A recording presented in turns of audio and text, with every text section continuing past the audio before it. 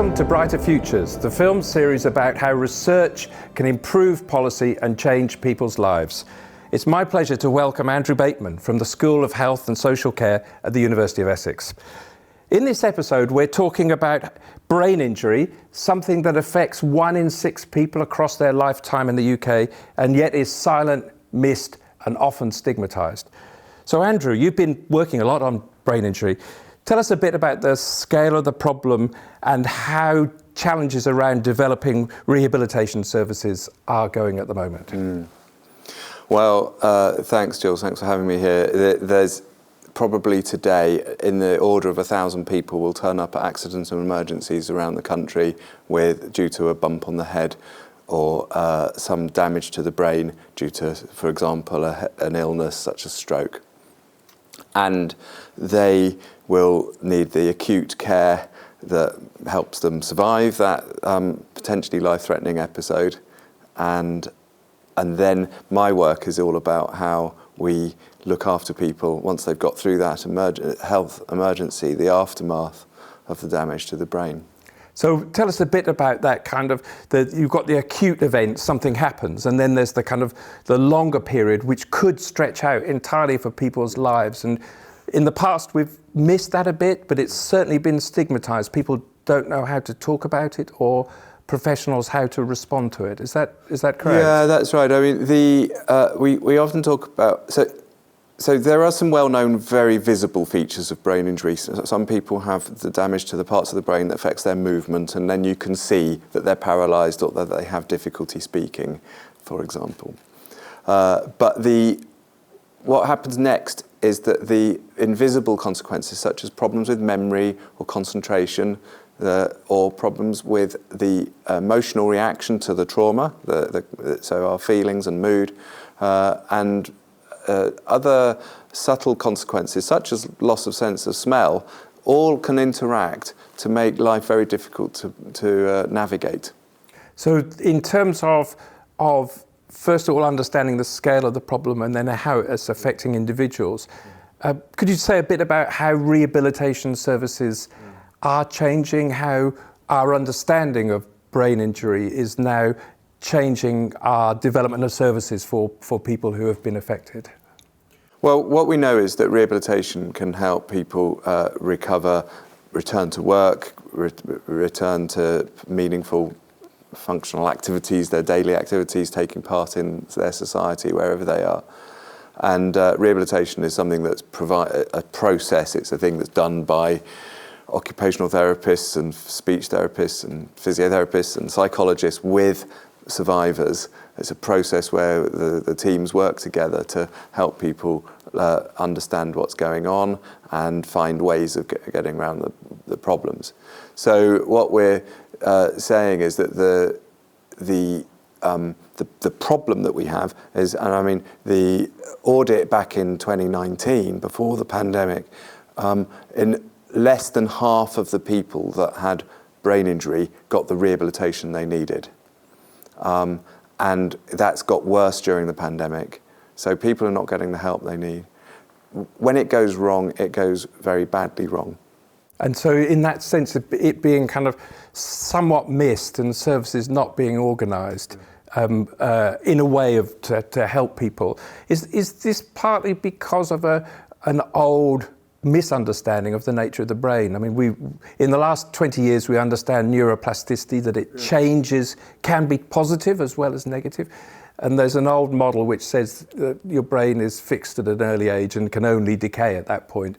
Here you're talking about, well, actually, if we've got the right sort of interventions and help, people can recover somewhat. So many brain injuries don't affect life expectancy. So we know that people will live potentially for a very long time after their injury. And we all continue to learn.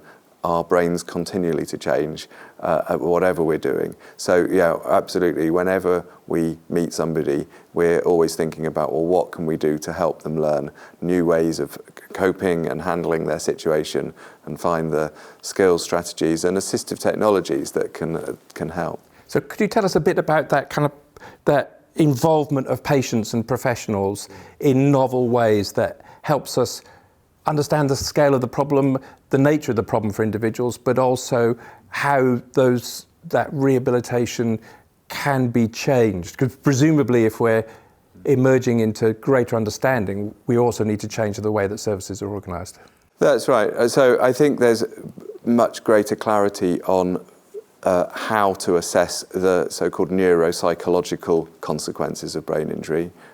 So we can now do that pretty efficiently, identify the problems and help set goals, which are ultimately a kind of driver or vehicle for rehabilitation that helps people know that they're heading somewhere.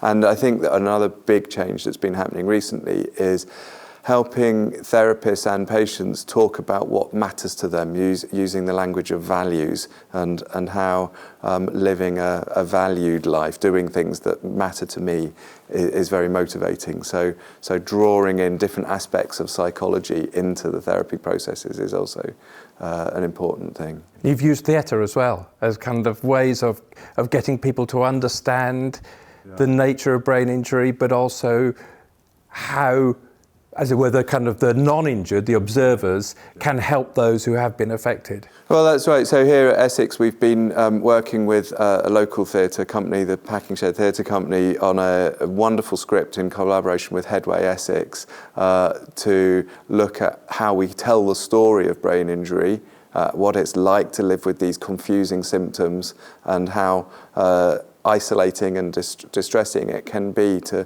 be caught up in this unexpected world of change. So we've seen a pilot of the play here in the Lakeside Theatre, and I'm really hoping we can help it move to the next stage of a touring production. So that storytelling is a way of getting this understanding into kind of culture, and in a way that people don't have to face up to a specific problem in a confrontational way. It's about saying, well, the understanding emerges through a number of different kinds of, not just through professionals in That's right. hospitals. Well, I think the survivors I've worked with, they are always really pleased when they are able to read stories about people like them and who've had similar experiences. And there are some very good ones out in the media now, and some good films are breaking through with good coverage. But there's always more to be done, and we really want to.